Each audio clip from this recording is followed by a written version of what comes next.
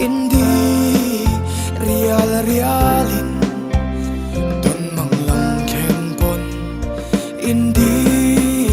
bang lomo Sini intonga Sakrua indi silo Sulu lelim kha joa Dam dun